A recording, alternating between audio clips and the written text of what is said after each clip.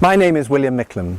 I'm a Fellow of the British Horse Society, and the Micklem bridle features throughout my best-selling manual, the complete horse riding manual published by Dorling Kindersley. This gives it special credibility and recognition. Without doubt, the Micklem bridle is both loved by trainers and loved by horses, and is a very desirable product for all segments of the market. The Micklem bridle has been an extraordinary success story since winning the Beta Innovation Award in 2008. In many retail outlets, it now outsells traditional bridles.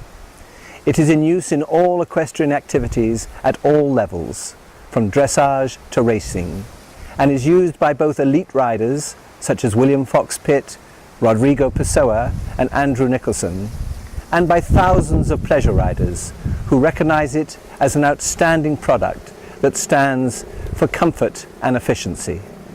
So the Micklem bridle comes in two main versions: the competition bridle, which is just used as a bridle, and the multi-bridle, which is used as a bridle in exactly the same way, but you can also lunge from it, or you can use it as a bitless bridle.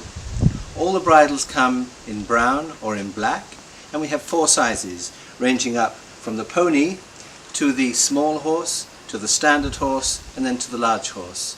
So we can fit every size of head.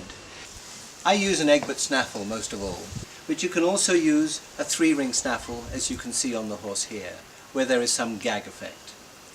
It is also possible to use all the standard pellams and have a whole variety of bits, all the different types of snaffles. There are just a few bits which have extended sides to them, which would be difficult to fit. But the vast majority of horses go in snaffles or pellams or three-ring snaffles, so we do have a bridle that will suit the vast majority of ponies and horses. So the Micklem bridle is terrific for retraining horses, but even better if you start your young horses off in a Micklem bridle. This is a 4-year-old niece of High Kingdom and Mandiba, my two Olympic horses, and they were both started in the Micklem bridle, lunged off the Micklem bridle, and also with the bit clips here that you can see linking the main side ring with the bit itself, so that if there is an extra pull on the bit, it doesn't mean that the tongue or the delicate bars of the mouth are harmed in any way. They're also super comfortable because of the wide headpiece. We lunge them off this front ring here, and people say, how can you possibly lunge them off such a light bridle? And when I do this, you can see that there's no inward pressure at all, no discomfort. But when I let the bridle go, because the cheek pieces sit behind the protruding cheekbone, it means that it's an absolutely wonderful lunging bridle. Most days of the week I get emails about horses that have changed miraculously just because of having a Micklem bridle instead of a traditional bridle and noseband. But there are good logical reasons why this happens, because there are 5 main areas of discomfort for a horse with traditional bridles. First of all, at the top of the head. We all know about the horse being sensitive around the pole area. Some horses are even head shakers because they're sensitive in this area. My wide headpiece means that the load is spread out over the horse and is much more comfortable for them. Second main area of discomfort is with people who use low drop nosebands. And you can see here that with the delicate nose bones, that if you put a noseband that low, and particularly if the horse fights against it, that they're likely to cause themselves not only pain, but even to fracture these delicate nose bones. The Micklem bridle fits above those delicate nose bones. So that's point number 2 of discomfort.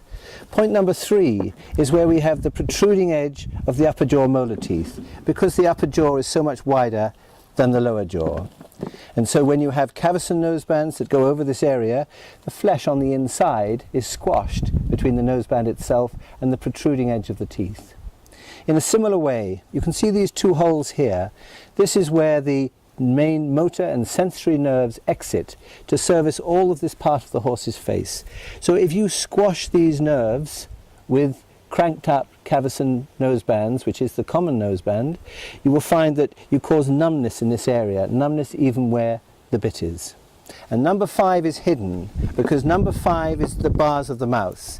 And as we close up here to the bars of the mouth, or if you run your finger over the bars of the mouth, you can feel how sharp they are, rather like a knife. So extra pressure on the tongue or the bars of the mouth can cause extreme discomfort to the horse. And this is the reason why the most popular bit that people use is a 3-ring snaffle, because a 3-ring snaffle acts like a gag and brings the bit up in the mouth as opposed to back on the tongue. Assembling the bridle, dead easy. Take the headpiece with the bigger protrusion facing back towards the withers, and then attach the brow band in the normal way. Then the nose piece and the cheek pieces attach to those 2 hanging straps, so that we are left with the bridle just like this.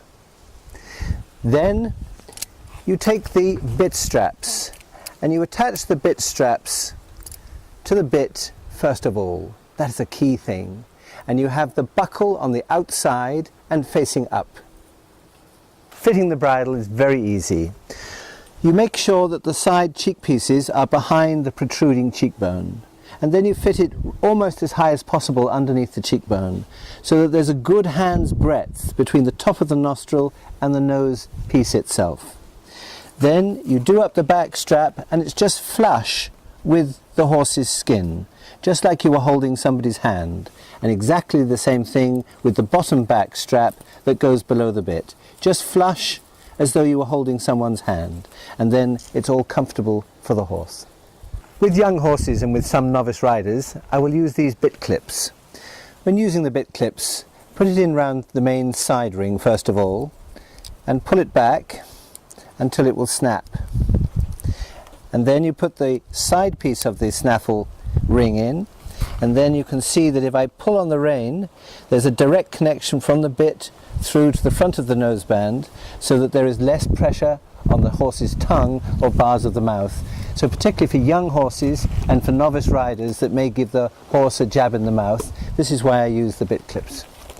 These bit clips are just for training. You wouldn't use them in competition.